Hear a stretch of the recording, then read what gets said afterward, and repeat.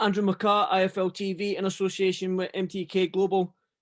I'm delighted, as always, to be joined by KASH FAROOQ.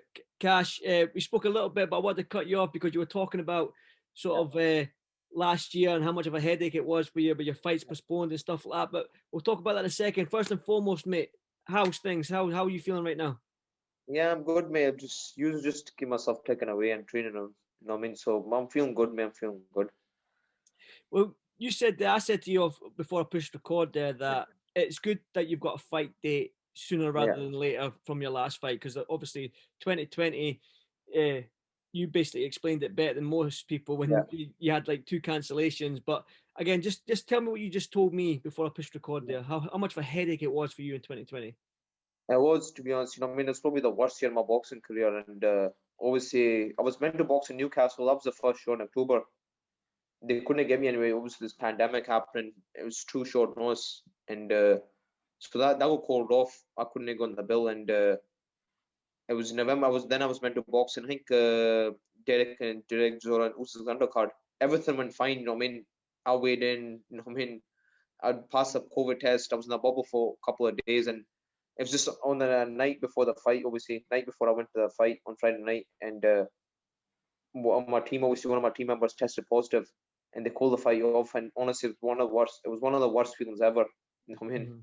Especially a night before a fight as well. Yeah, it was, to be honest. I was just about to shut my phone off, and obviously, and go to bed, and obviously I got the phone call. Oh, listen, your fight's been called off. One of the team members been tested positive, and I was like, just because of COVID, you know, I mean, just because of COVID, it's no other reason. Because he got injured, I got injured, or he failed his medicals, or whatever. It was just a stupid, always not a stupid reason, but it was just one of them things that, you know, I mean, what's happening at the moment, you know, and I was gutted, you know, and then I thought that I was it. I wasn't gonna box this year. After what happened, I was like, God, this is probably gonna be a, you know, what I mean, I'm probably not gonna box in maybe next year, you know, what I mean, and but thankfully Eddie got me out, and you know, I mean, everything went well, you know, what I mean, and you know, I passed my thing, and yeah, we got the fight. Thankfully, I got a fight in last year, and that set me up, you know, what I mean, for next year. The fight last year against the tough Mexican Aviles, I think Yeah, his name was. That was a yeah, great fight. You done the 10 rounds easy. Do you know what I mean? It was a cracking fight, and a lot of people who hadn't seen you before, because you yeah, had boxed on the small hall shows in Scotland. Like I think most of Scotland knew your skill set, and people and also after your Lee McGregor fight knew your skill set. But now being on Sky Sports, a lot of people on Twitter were like, "Wow, the head movement, the body movement, everything like that." They hadn't seen that. Do you feel like you've showcased your skills to a wider audience and a bigger audience now in the UK after that performance? you know, 100% I did, you know, what I mean, Andrew, and you know, and this is just a new bigger audience for me, and I think that fight was in the zone. I think that fight was just streamed on YouTube and Facebook Live, so Mm. we did get a good audience. But I'm hoping, hopefully, the next fight be on the zone and I can showcase my skill over to America, and because I think they like that type of style. So yeah, I was over the moon with my performance, and you know, I trained really hard for that fight. I was trained since, you know, I mean, since maybe June or July, and obviously with cancellations after headaches, I just kept going back in the gym, kept going back in the track, sparring, and yeah, you know what I mean. But yeah, I was over the moon. It was a right opponent for me to look good as well. It was a good step up for me as well. Yeah, definitely. I totally agree. Looking into 2021, then you've got a fight date. Yeah, You're fighting in April. It's 2 months away because we're coming to the end of yeah, January, February, yeah, March, April's here. yeah, So you said to me as well before I pushed record yeah, that this is so unpredictable what's happening this year. So you're not gonna, even though it's 2 months away, you're just yeah, taking it week by week by week until yeah. that fight, until you're actually step through them ropes, aren't you?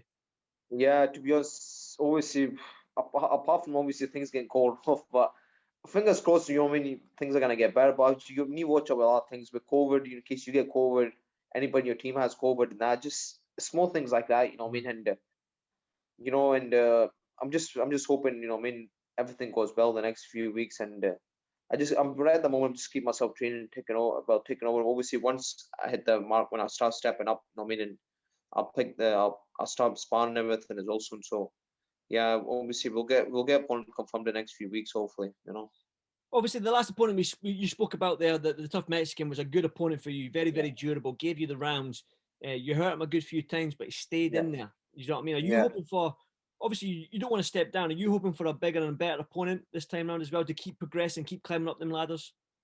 Yeah, 100% I do. I don't really choose my opponents. My manager does, and he obviously picks opponents for me. But whoever they put from me, I'm gonna box. For me, it's just a fight's a fight.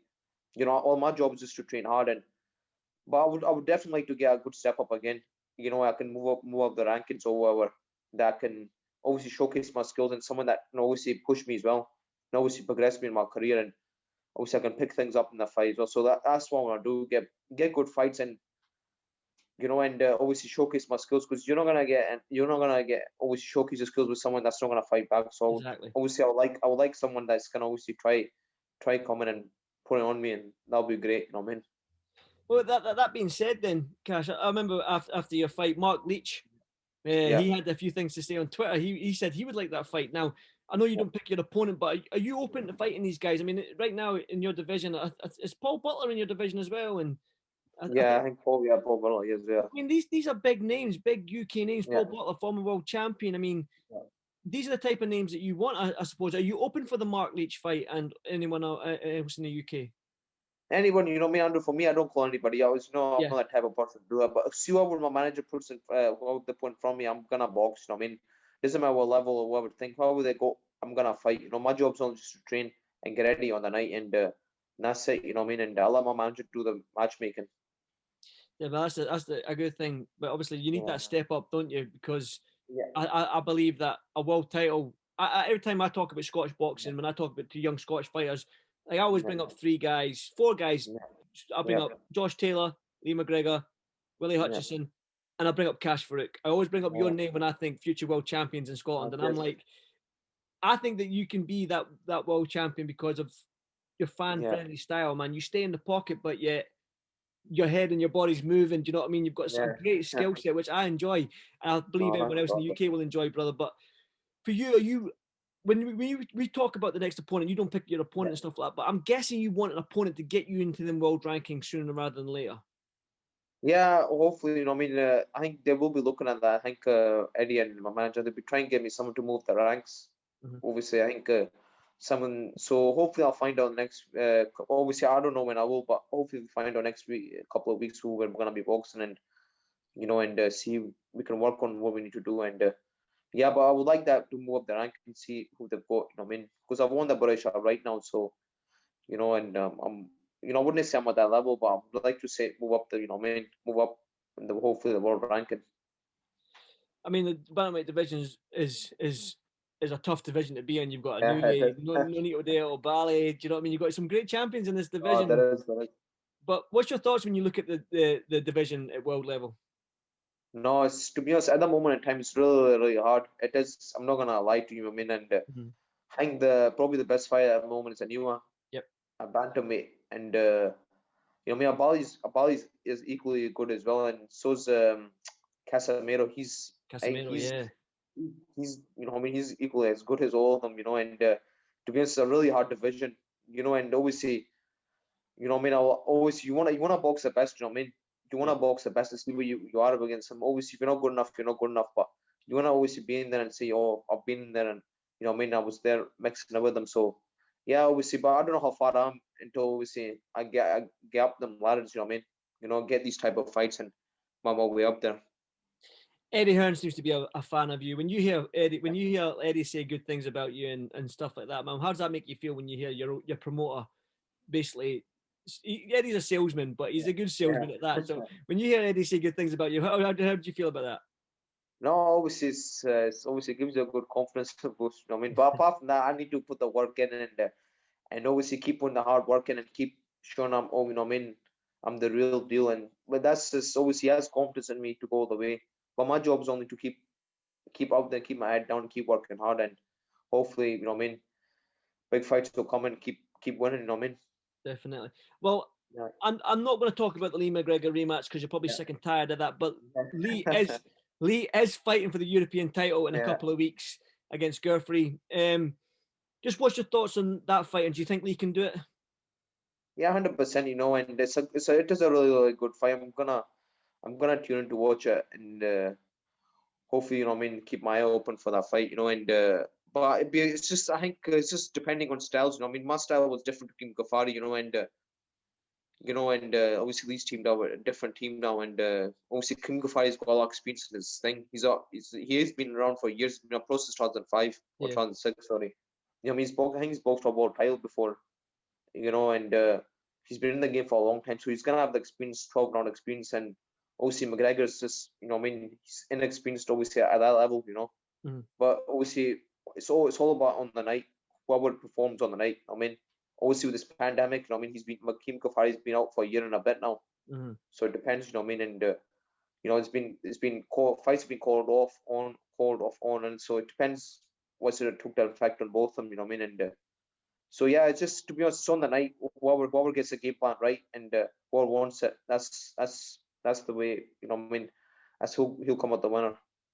I'm gonna hate myself for asking the question because you know you're sick of it, but I'm pretty sure Lee said that when he wins the European title, he's going to give you the rematch. Now, I don't want to talk about the rematch again, but after that being said, are you obviously being a fellow Scotsman as well, are you hoping that Lee does it and Lee wins up, brings that blue belt home?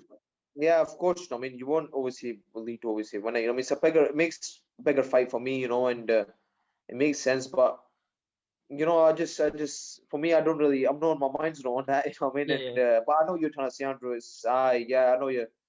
Yeah, it is a big fight for me. You know, I mean, for both of us, to be honest, not for just for me, it's for him as well. It's a big fight, you know. And but like I said, you know, I mean, even if Kim Ghaffari wins, that's a fight for me in the future as well. You know what I mean?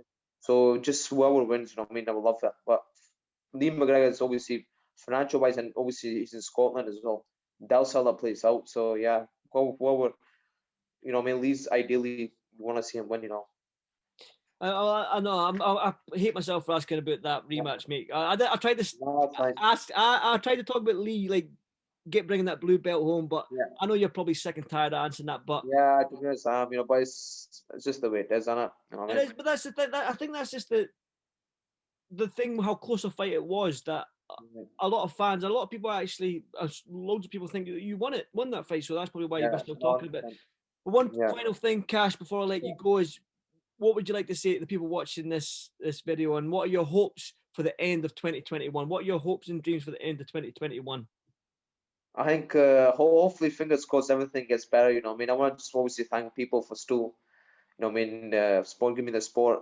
You know, I mean, I can't thank my sponsor enough as well. They've been screening for the pandemic, and you know, hopefully, fingers crossed, everything goes well the next few months. You know, I mean, we can get back to a bit, you know, I mean, a bit normality. You know, I mean, and you know, we keep safe, and hopefully this year I get many fights as I can. To be honest, you know, keep busy and keep moving up again. You know, get what do you call it? Hopefully, get big fights and hopefully get crowd back as well. And yeah, that's about it, to be honest.